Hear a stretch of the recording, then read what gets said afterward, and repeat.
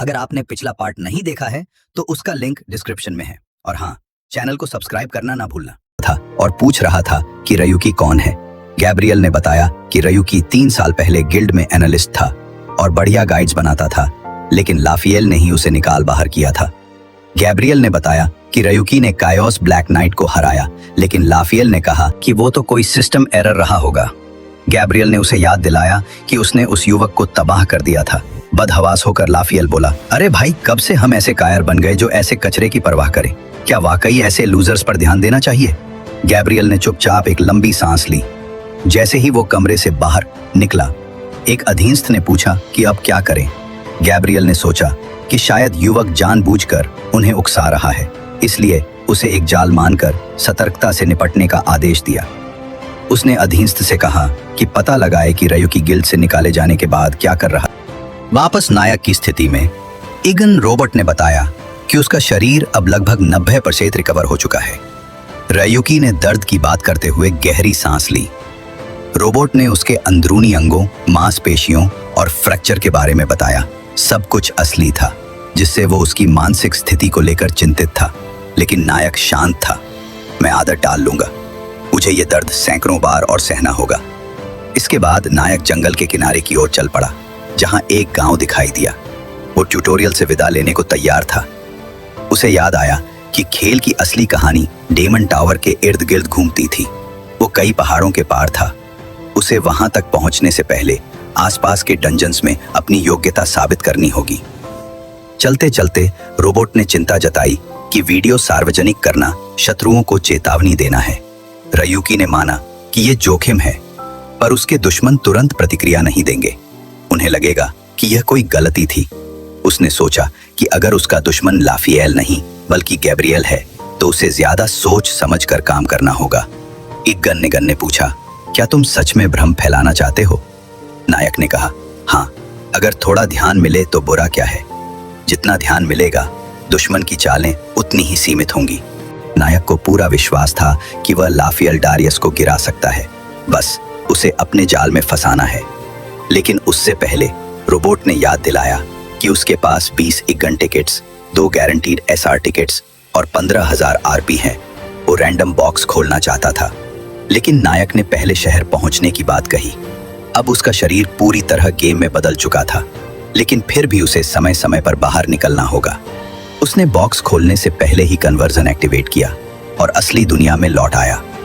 देखा कि वह फिर उसी बॉक्स स्टोर में था जहां से निकला था। रोबोट ने नकली आंसू बहाए, लेकिन रयुकी ने अनदेखा किया।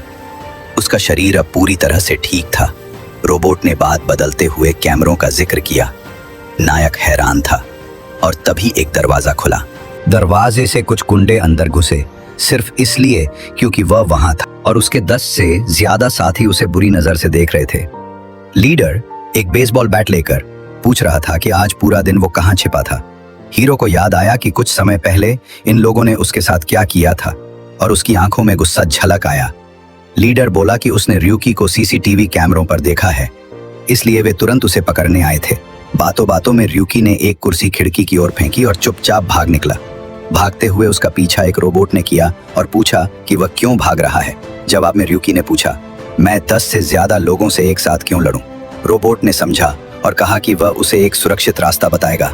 दाएं मुड़ो, 20 मीटर चलो, फिर बाएं मुड़ना। रोबोट की बात पर रयुकी ने कड़वा लहजा अपनाया। उम्मीद है तू सही बता रहा है। लेकिन जब वो रोबोट के बताए रास्ते पर आया तो सामने एक बड़ी दीवार थी, मकान का आखिरी किनारा।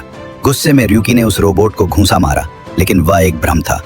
उस समय वो बदमाश फिर से आ घुसे कि क्यों उसे इतना दौड़ाया गया।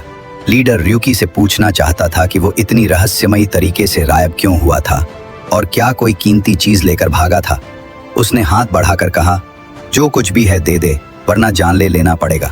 रयुकी को समझ आया कि इन्हें शुरू से ही ईगोन चाहिए था। उसने रोबोट से कहा, कन्वर्जन रीस्टार्ट कर दे। लेकिन इससे पहले रोबोट ने कहा कि पास में ही एक पुरानी लकड़ी की तलवार है। रयुकी ने उसे उठाते हुए पूछा, ये वही कबाड़ की लकड़ी है? रोबोट ने समझाया, तेरे पास कोई जादुई चीज तो नहीं थी, तो मैंने सबसे तेज रास्ता निकालकर यह तलवार मिलवाई। रयुकी ने लकड़ी उठाई, सोचता हुआ कि यह तो बेकार है। तभी वो लकड़ी चमक उठी। लीडर मुस्कुराया और पूछा, क्या इसी से लड़ूंगा? उसने अपने साथी को वार करने को कहा।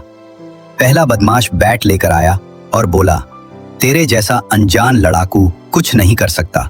लेकिन र्यूकी ने हमला होते ही उसके हाथ पर जबरदस्त वार किया। बैट उड़ गया। फिर दूसरा वार, बदमाश का गाल फैल गया। केवल 2 वारों में बैट छीन लिया और बदमाश को जमीन पर पटक दिया। यह देख बाकी बदमाश चौंक गए। लीडर गुस्से में सब पर एक साथ हमला का आदेश दे दिया। लेकिन र्यूकी मुस्कुराया। उसकी क्षमताएं गेम जैसी ही इस्तेमाल हो रही थी। बदमाश डर रहे थे, शायद सोच रहे थे, ये असली लड़का है या गेमर। लीडर ने गुस्सा में दांत पीसे। डर क्यों रहे हो? एक अनजान आदमी से निपटना डर की बात नहीं, र्यूकी ने कहा। वो चाहता था सभी संभल जाएं, लेकिन लीडर चौंक गया। र्यूकी ने बचे बदमाशों को एक एक करके परास्त किया और लीडर अब बेबस सा पागल होकर नीचे गिरा। र्यूकी ने पूछा, इतना ही था सब? रेड करते हुए जब र्यूकी ने लकड़ी की तलवार उठाई, उसे वही आनंद मिला जैसा गेम में मिलता था, लेकिन यह वास्तविक शरीर आधारित ट्रांसफॉर्मेशन था। गेम की ताकत असली दुनिया में मूर्त हो गई। उन बचे लीडर ने बैट उठाया, सोचते हुए ये वही लोग हैं जिन्होंने टिकटी से ट्रिक की थी। र्यूकी ने देखा कि उन्होंने उसकी अकाउंट क्रिएशन टिकट चुराई थी। र्यूकी ने लीडर को आखिरी में रखा, मुस्कुराकर बोला, क्योंकि ये टिकट मेरे लिए आशा थी और तुम्हें भी यही आशा ले दूंगा। लीडर ने बैट घुमाया। र्यूकी ने पारी स्किल से पलटवार किया। बैट फिसल गया। रुक कर पूछा, अब भी बदला लेना चाहते हो? लीडर हाथ झटकने लगा। लकड़ी की तलवार ने उसे रोका। उसने दर्द भरी आवाज में कहा, मैं लूगा हूं, ब्लैक कोबरा का लूगा। र्यूकी ने उसे जमीन पर गिरते देखा और बोला, मैंने उम्मीद के बदले उम्मीद दी, अब तुम्हें उम्मीद जाना सीखनी होगी। लीडर रोते हुए बोला, एक अननोन लड़का, मैं हार गया। र्यूकी ने क्रूर मुस्कान दी, 3 दिन तक तो तुम्हें शांत रखूंगा, और तलवार ने उस पर वार किया। फिर र्यूकी चला गया। रोबोट ने पूछा, क्यों नहीं खत्म किया? वैसे कुछ समय चुप रहेगा पर लौटेंगे। र्यूकी ने कहा, पता लग गया है, डर की ताकत, मन में छपने वाली तस्वीर ही सबसे बड़ा हथियार है। रोबोट ने बताया, मैंने सीड डाले, उनकी परसेप्शन बदल दी। र्यूकी ने नॉनचैलेंट कहा, हमें रोबोट की मौजूदगी और छुपानी है, अगर खोलेगा तो दुनिया अराजक हो जाएगी। वो छोटी पॉकेट नाइफ निकालकर बोला, लंबा तलवार नहीं, छोटा हथियार जबरदस्त है। रोबोट ने बताया कि चूंकि ये एक ड्रेसिल से बाहर है, इसका असली बॉडी लैबिरिंथ टाइम से प्रभावित नहीं होगा। र्यूकी मुस्कुराया, वो रैंक सिस्टम सही है। अगले दिन एक रेस्तरां में वही लूगा मिला, बैंडेज में, पर मुस्कुरा रहा। र्यूकी ने पूछा, इलाज उसी टिकट से हुआ? लूगा घबराया, पैसे लौटा दूंगा, थोड़ा वक्त दो। र्यूकी ने पूछा, इंतजार क्यों? मेरी मर्जी से बचा हूं मैंने। लूगा समझ गया, रुक कर बोला, समझ गया। र्यूकी बैग उठाया, चलो निकलते हैं। वे रेड लाइट मंडी की टूटी फूटी गली से गए। लूगा एक पागल को धकेलते हुए बोला, मेंटली चेक। आखिर उन्होंने एक दुकान में कदम रखा, पाव परा तोड़ा ओबरा, जूचन ग्वांग। र्यूकी चकित रहा, इतनी जगह पर इलीगल ट्रांजैक्शन। लूगा बोला, यही होता है। दुकान में मुखौटे जैसे शिजुकी मिला, जो कुबर जैसे पपेट था। उसने कहा, मैं जू शियोंग ग्वांग का मालिक हूँ। रोबोट ने अलर्ट किया, ये मानव नहीं, मैं डेटा चेक कर रहा हूँ। र्यूकी हैरान, साइबॉर्ग बॉडी इलीगल है। शिजुकी बोला, कानून की क्या औकात? र्यूकी आया स्ट्रेट टू द पॉइंट, मेरी टिकट क्या हुआ? लूगा मुस्कुराया, कान में बोला, शिजुकी ने सब समझ लिया। वो बोला, टिकट बिक चुकी है। र्यूकी बैग दिखाकर पूछा, अगर आपको मेरा कंटेंट अच्छा लग रहा है तो सब्सक्राइब करें मेरे चैनल मानवा एक्स प्राइम को आगे आने वाले अपडेट्स के लिए।